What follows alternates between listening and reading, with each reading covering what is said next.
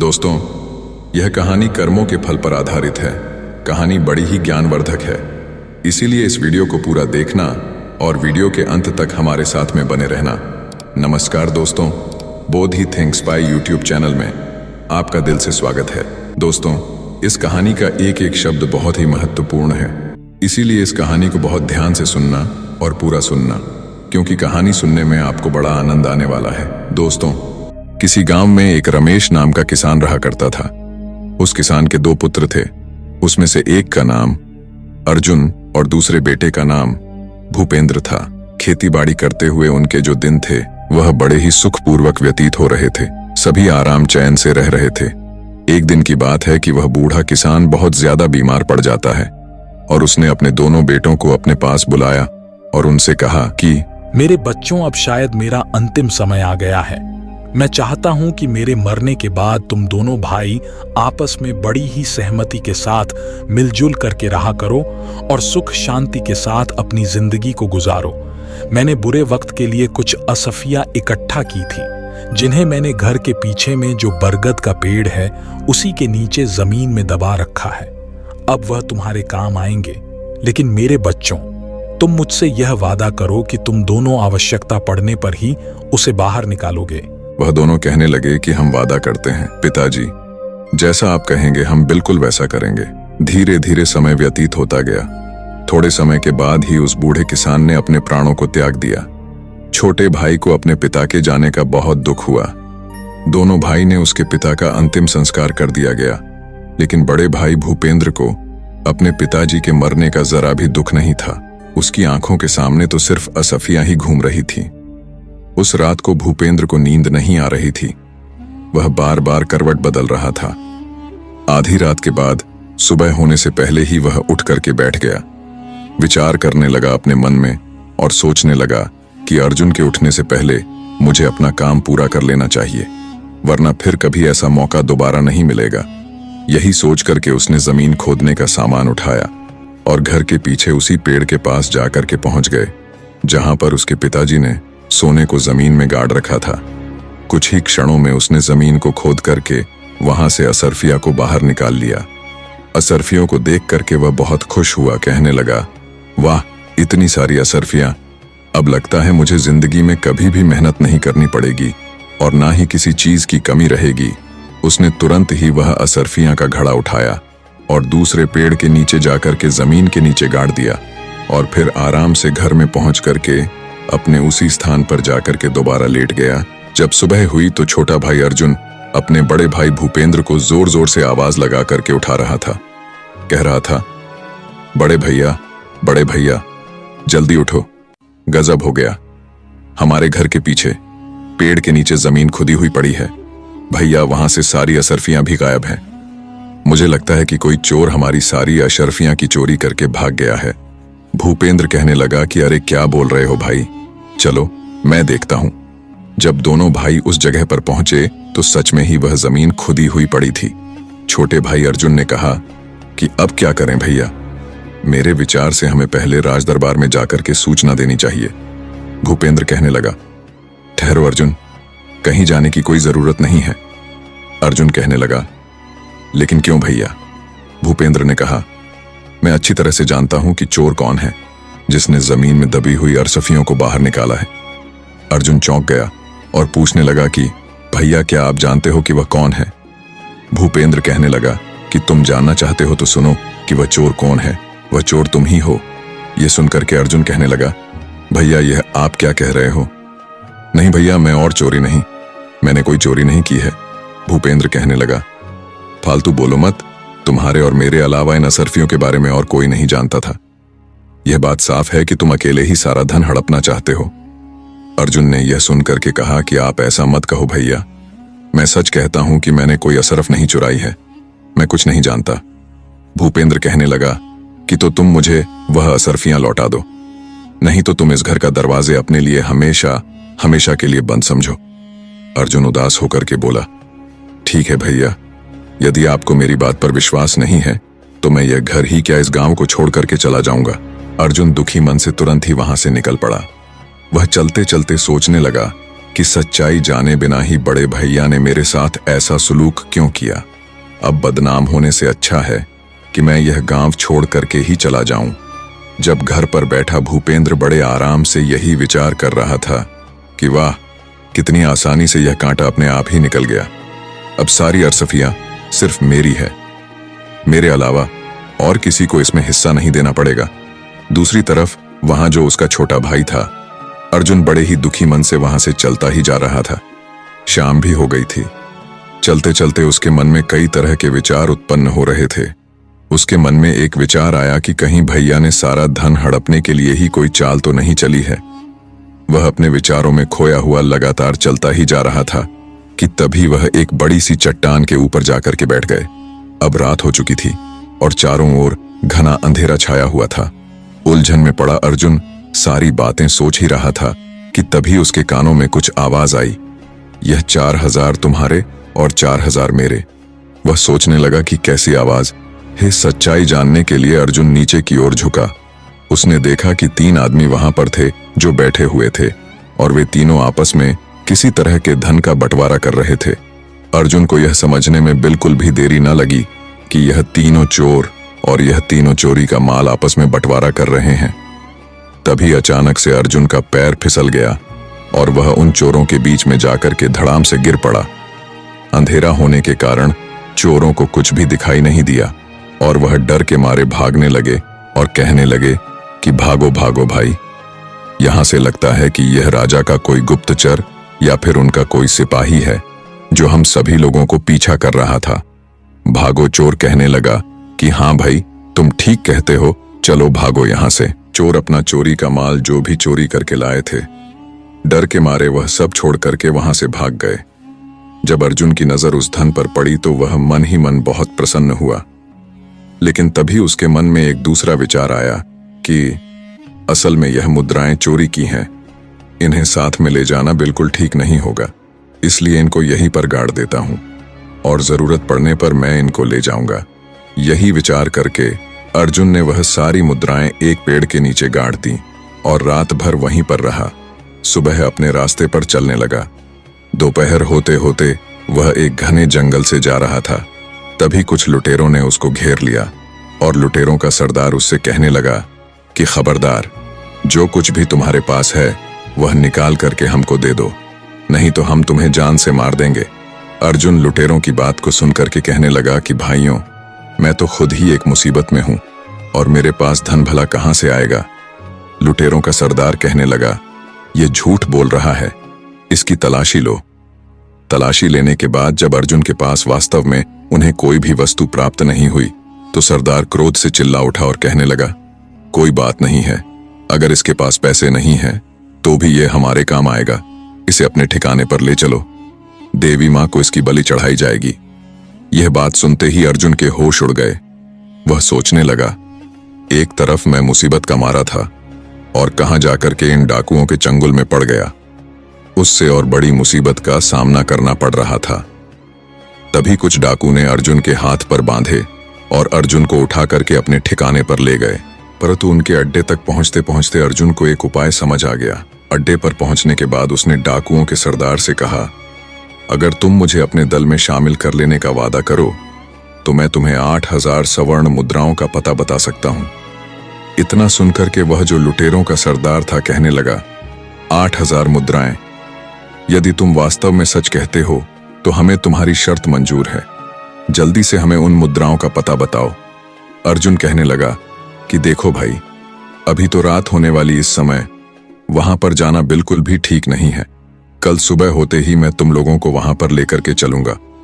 लुटेरों का सरदार कहने लगा, ठीक है, लेकिन खबरदार, हमारे साथ कोई भी चालाकी करने की कोशिश बिल्कुल मत करना, वरना तुम जानते हो कि इसका क्या परिणाम होगा। तुम्हारे साथ जो भी होगा वह तुमसे बर्दाश्त नहीं होगा, इसीलिए सोच समझ करके मुझसे कोई बात करना। अर्जुन बोला, निश्चिंत रहो सरदार, मैं तुमसे कोई भी धोखा नहीं करने वाला। सुबह होते ही मैं आप सबको वहां लेकर जाऊंगा। सरदार ने कहा, ठीक है। अगली सुबह होती है। अर्जुन उन चोरों को उसी जगह पर लेकर के पहुंच जाता है जहां पर उसने वह सोने की मुद्राएं जमीन में दबाई हुई थीं। सरदार के आदेश पर तुरंत ही उसके आदमियों ने उस जगह को खोदा और शीघ्र ही वह स्वर्ण मुद्राएं उसके सामने थीं। स्वर्ण मुद्राओं को देख करके वह सभी जो सरदार के आदमी थे, डाकू थे, वह बहुत प्रसन्न हो जाते हैं।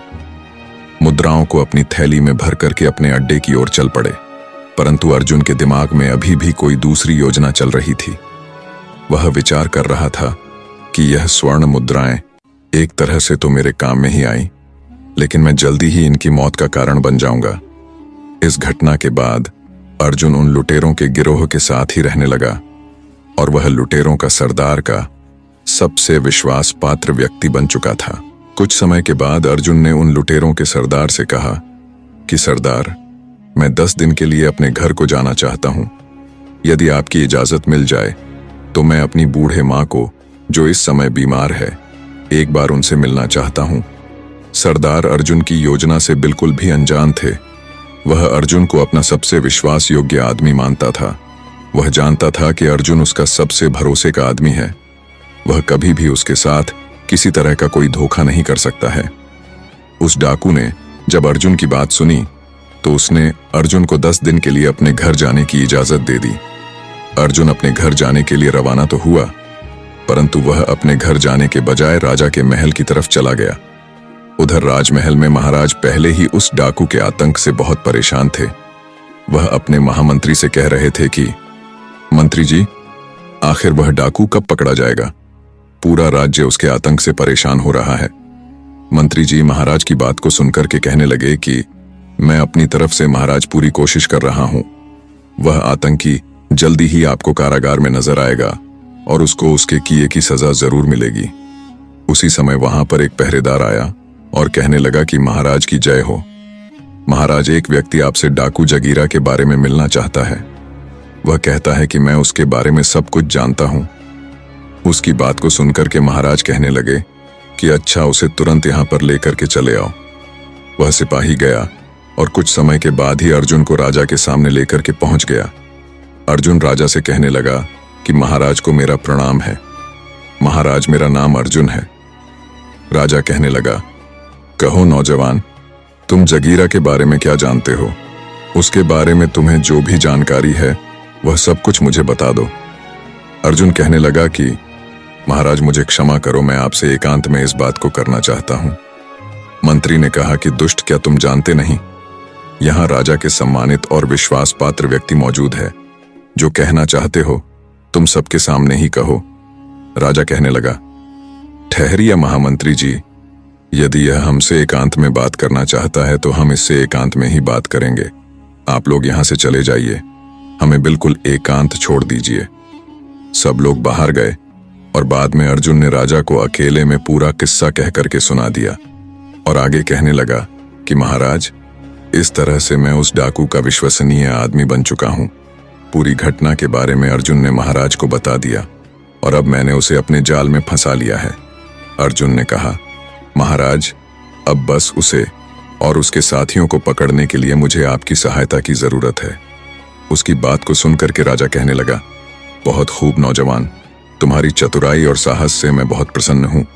उन भयानक डाकुओं को पकड़ने के लिए जो भी सहयोग चाहिए वह मुझसे तुम बेझिझक हो करके कह सकते हो। मैं करने को तैयार हूं, कहो क्या करना होगा। अर्जुन कहने लगा कि महाराज, कल रात को आप कम से कम हमारे साथ में 300 सिपाहियों को मेरे साथ भेज दें। मैं उन सभी को उन डाकुओं के अड्डे पर ले जाऊंगा जहां पर वह सैनिक उन डाकुओं पर आक्रमण कर देंगे और उन डाकुओं को गिरफ्तार कर लिया जाएगा। राजा कहने लगा, बिल्कुल ठीक है नौजवान, तुम्हारी सलाह बिल्कुल उचित है, मैं इसे मानने के लिए तैयार हूं। तो तय रहा कि हम कल रात को हमारे सैनिकों को तुम्हारे साथ भेजेंगे, तब तक कि तुम यही राजमहल में हमारे शाही मेहमान बन करके रहो। उसके अगले दिन रात होते ही अर्जुन अपनी योजना के अनुसार सैनिकों को लेकर के डाकुओं के अड्डे पर पहुंच गया। सैनिकों की टुकड़ी ने उन डाकुओं पर आक्रमण कर दिया। कुछ ही समय में सैनिक ने उन डाकुओं को गिरफ्तार कर लिया और उनमें से कुछ डाकू मारे भी गए और जो बचे हुए थे उनको महाराज के सामने पेश कर दिया गया। राज दरबार में अर्जुन को देख करके डाकुओं का सरदार जो था वह मन ही मन सोचने लगा, उसने कितना बड़ा धोखा किया। मैंने इस व्यक्ति पर विश्वास किया और इसने मेरे साथ विश्वासघात किया। इस आदमी ने हमें कहीं का नहीं छोड़ा। अगले दिन दरबार में सभी दरबारियों और मंत्रियों से विचार विमर्श करने के बाद राजा जो था उसने सभी डाकुओं को एक ही सजा सुना दी। इन सभी खूनी दरिंदों को हम सजाए मौत देते हैं, क्योंकि इन्होंने किसी के साथ कोई रियायत और ना ही रहम किया है, इसलिए इनको जीने का कोई अधिकार नहीं है। सैनिकों, अब तुम इन्हें ले जाओ और अगले 2 दिन इन्हें फांसी पर लटका देना। इसके बाद वह राजा था, उसने कहा कि अर्जुन, तुम्हारी बहादुरी से हम बहुत प्रसन्न हैं। आज से हम तुम्हें अपना सेनापति नियुक्त करते हैं। अर्जुन ने यह सुनकर के कहा कि आपका धन्यवाद महाराज, जो आपने मुझे देश की सेवा करने के योग्य समझा। उधर दूसरी तरफ अर्जुन का जो बड़ा भाई था अपने पिता की मेहनत की कमाई को बुरे कामों में बर्बाद कर रहा था, क्योंकि वह उसकी खुद की कमाई नहीं थी और वह बेईमानी करके उस धन को प्राप्त किया था। उसको उससे जुआ खेलने की बुरी लत लग चुकी थी। वह शराब और जुए में अपना सारा पैसा बर्बाद कर चुका था। उसकी हालत इतनी दयनीय हो चुकी थी कि उसके पास खाने के लिए अन्न तक भी नहीं था। पूरे गांव में वह इतना बदनाम हो चुका था कि अब उसे गांव में कहीं भी कोई भी काम नहीं मिल पा रहा था। इसीलिए उसने यह निश्चित किया कि इस गांव में भूखा मरने से अच्छा है कि मैं किसी दूसरे गांव में जाकर के कोई काम धंधा ढूंढ लूं। इसी तरह से विचार करते हुए वह अपने घर से निकल पड़ा। चलता चलता उसी राज्य में आ पहुंचा जहां पर उसका भाई अर्जुन सेनापति था। उसी नगर में वह किसी सेठ जी की दुकान पर गया और उनसे पूछने लगा, सेठ जी, क्या मुझे कोई काम मिलेगा? सेठ ने उसकी बात सुनक के कहा, अरे भाई, तुम तो चेहरे से ही चोर उचक्के लगते हो, तुम्हें भला कोई क्या काम देगा? इसलिए मुझे माफ करो भाई और यहां से चले जाओ। भूपेंद्र सोचने लगा, ईमानदारी से शायद मुझे यहां पर कोई काम मिलने वाला नहीं है। अब तो पेट भरने के लिए मुझे चोर और उचक्का ही बनना होगा। तभी उसकी नजर सेठ के पास रखी हुई एक थैली पर पड़ी। उसे लगा कि स्वर्ण मुद्राओं से भरी हुई थैली है। उसने वहां से वह थैली उठा ली और तुरंत ही वहां से भाग निकला और सेठ को उसे पकड़ने का मौका ही नहीं मिला। वो बस तो चोर चोर चिल्लाता ही रह गया और वह वहां से रफू चक्कर हो गया। बाजार के कुछ लोग उसके पीछे भागे, लेकिन भूपेंद्र को ढूंढ नहीं पाए और मायूस होकर कि वह लोग वापस अपनी जगह पर लौट आए। इधर सेनापति बन चुका अर्जुन अपना काम बड़ी ही ईमानदारी से कर रहा था। एक दिन की बात है, महाराज ने अर्जुन को बुलाया और कहा, अर्जुन, तुम एक बहुत ही बहादुर, बुद्धिमान और नेक आदमी हो।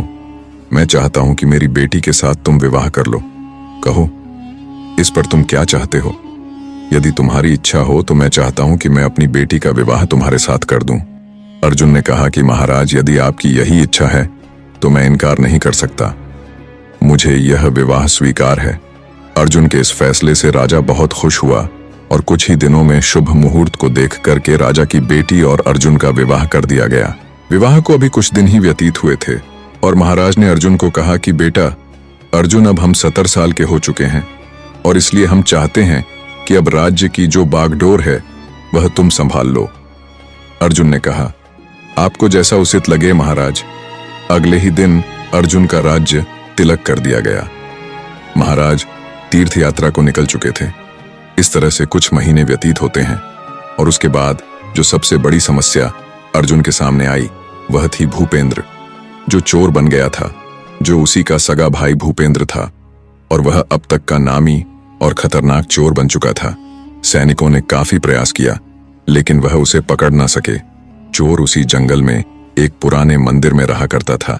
एक रात वह बैठा सोच रहा था कि कोई ऐसी तरकीब लगाई जाए कि मुझे बार बार चोरी करने की जरूरत ना पड़े। एक बार में इतना माल उड़ा लिया जाए कि भविष्य में दोबारा चोरी नहीं करनी पड़े।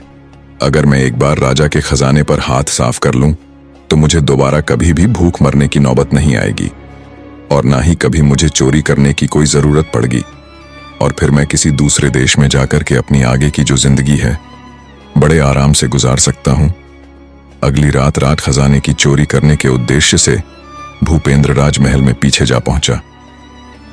हाथों में रस्सी लिए वह दीवार पर चढ़ने की सोच रहा था और दूसरी तरफ संयोग से उस चोर के बारे में विचार करते हुए सोच सोचकर कि राजा को नींद नहीं आ रही थी। उस समय राजा महल की छत पर घूम रहे थे। जैसे ही भूपेंद्र रस्सी के सहारे छत के ऊपर चढ़ा, वहां पर मौजूद राजा अर्जुन ने उसे देख लिया। राजा अर्जुन ने अपनी तलवार निकाली और साथ ही अपने सिपाहियों को आवाज लगाई। कुछ ही पल में राजा के जितने सिपाही थे वह सभी वहां पर जाकर के पहुंच गए। राजा ने सैनिकों से कहा कि सैनिकों, गिरफ्तार कर लो इसे। भूपेंद्र ने वहां से भागने की पूरी कोशिश की, लेकिन किसी तरह से भागने में असफल रहा और सैनिकों ने उसे पकड़ लिया। अर्जुन उसे देख करके कहने लगा, तुम तो मेरे भाई भूपेंद्र हो, लेकिन एक नामी चोर। मैं यह सपने में भी नहीं सोच सकता था कि मेरा भाई इतना बड़ा चोर निकलेगा। उसने आदेश दिया, सैनिकों, ले जाओ, इसे कारागार में डाल दो। सुबह ही हम दरबार में जब बैठेंगे तब इसकी सुनवाई करेंगे कि इसके साथ हमें क्या करना है। राजा की आज्ञा पाते ही सैनिकों ने भूपेंद्र को कारागार में डाल दिया गया। अब वह मन ही मन अपने की पर पश्चाताप कर रहा था, रो रहा था और सोच रहा था कि मेरे ही बुरे कर्मों का फल आज मुझे मिल रहा है। मेरी बुरी नीयत ने मुझे आज पतन की इतनी गहराई में ढकेल दिया है जहां से निकलना मुश्किल है। जबकि अर्जुन, जिसे मैंने बेईमान बना करके धक्के मार करके अपने घर से निकाला था, आज अपनी ईमानदारी और नेकी की वजह से वह इस राज्य का राजा बन गया है और मैंने उसके साथ बेईमानी की तो मेरी दुर्गति हो गई और मैं, जिसके पास सब कुछ था, एक चोर बनकर के आज उसी के सामने उसी के बंदी गृह में पड़ा हूं। इधर अर्जुन को नींद नहीं आ रही थी। वह सोच रहा था कि कल का दिन मेरी जिंदगी का सबसे कठिन दिन होगा। मुझे एक बहुत ही भयानक अग्नि परीक्षा से गुजरना होगा। क्या इस परीक्षा में मैं कामयाब हो पाऊंगा? मुझे भी समझ में नहीं आ रहा है। काश महाराज ने मुझे राजपाट ना सौंपा होता तो कितना खुश होता। अपने भाई को अपने ही हाथों से मुझे सजा नहीं देनी पड़ती। अगले दिन दरबार में चोर भूपेंद्र को पेश किया जाता है। महाराज ने उससे कहा कि भूपेंद्र, तुम्हारे ऊपर लगाए गए चोरी के सारे इल्जाम प्रमाणित हो चुके हैं। क्या तुम्हें अपनी सफाई में कुछ कहना है? भूपेंद्र ने कहा कि बस इतना ही कहना चाहता हूं महाराज, कि मुझ जैसे नीच और शैतान आदमी को आप इतनी कठोर से कठोर सजा दे कि भविष्य में चाह करके भी कोई चोरी ना कर सके और किसी के साथ कोई बेईमानी ना कर सके। अर्जुन ने कहा, ठीक है, हम तुम्हें ऐसी ही सजा देंगे। सैनिकों, ले जाओ इस चोर को और इसका एक हाथ और एक पैर काट दिया जाए और इसके बाद इसे देश की सीमा से बाहर निकाल दिया जाए। अर्जुन का यह इंसाफ देख करके उसकी प्रजा और उसके मंत्री सब उसकी जय जयकार करने लगे। राजा की आज्ञा का पालन किया गया और चोर भूपेंद्र का एक हाथ और एक पैर काट करके उसे राज्य की सीमा से बाहर निकाल दिया गया। जब वह देश छोड़ करके जा रहा था तो तभी उसके सामने राजा अर्जुन पहुंच गए। अर्जुन को देख करके भूपेंद्र बोला, महाराज, आप कैसे यहां पर आ गए? काश आपने मेरा एक हाथ और एक पैर काटने के बजाय मुझे मौत की सजा दे दी होती तो बड़ा अच्छा होता। यदि आप ऐसा करते तो आपने मुझे तड़प तड़प कर मरने के लिए छोड़ दिया। मैं इस दुनिया में क्या करूंगा? अर्जुन ने कहा, उस समय तो मैं एक राजा था, परंतु अब मैं आपके सामने राजा अर्जुन नहीं बल्कि आपका छोटा भाई अर्जुन खड़ा है। एक राजा होकर के मैंने एक चोर को सजा देकर के अपने राज धर्म का पालन किया था और अब एक भाई अपने भाई से अपने धर्म और कर्तव्य का पालन करने के लिए आया है। भूपेंद्र ने कहा, मैं कुछ समझा नहीं। अर्जुन कहने लगा, भैया, मैं जानता हूं कि एक हाथ और एक पैर काटने की वजह से आप कभी भी कोई काम अपने जीवन में नहीं कर पाएंगे और इसके लिए मैं आपको कुछ धन दे करके जाऊंगा। इस थैले में कुछ स्वर्ण मुद्राएं हैं, इन्हें आप ले लीजिए, जो कि मेरी मेहनत की कमाई हुई है। मुझे विश्वास है कि इस मेहनत के धन के साथ आप किसी दूसरे देश की सीमा में अपना जीवन बड़े ही आराम से व्यतीत कर सकते हैं। लेकिन भैया, आप इनकार मत करना, नहीं तो कभी भी मैं अपने आप को माफ नहीं कर पाऊंगा। इतना सुनक के भूपेंद्र कहने लगा कि तुम कितने महान हो अर्जुन। ईश्वर हमेशा तुम्हें इसी तरह से खुश रखे, प्रसन्न रखे। फिर दोनों आपस में गले मिलकर के एक दूसरे को बड़े भारी मन से विदाई करते हैं। बड़ा भाई छोटे भाई से कहने लगा, मेरी ईश्वर से यही प्रार्थना है कि मुझे हर जन्म में तुम्हारे जैसा ही भाई मिले। और दोनों भाई अपनी अपनी राह पर इस तरह से वापस चले गए और उसके बाद उस देश में भूपेंद्र को दोबारा किसी भी वन में नहीं देखा और राजा अर्जुन को अपनी प्रजा का पालन करते हुए सुखमय जीवन व्यतीत करने लगे। दोस्तों, यह कहानी आपको कैसी लगी है आशा करता हूं कि यह कहानी आपको अच्छी लगी होगी। चैनल बोधी थिंक स्पाई को सब्सक्राइब जरूर करें। तो चलिए मिलते हैं ऐसी ही कोई नई कहानी में। तब तक के लिए अपना ख्याल रखें। धन्यवाद।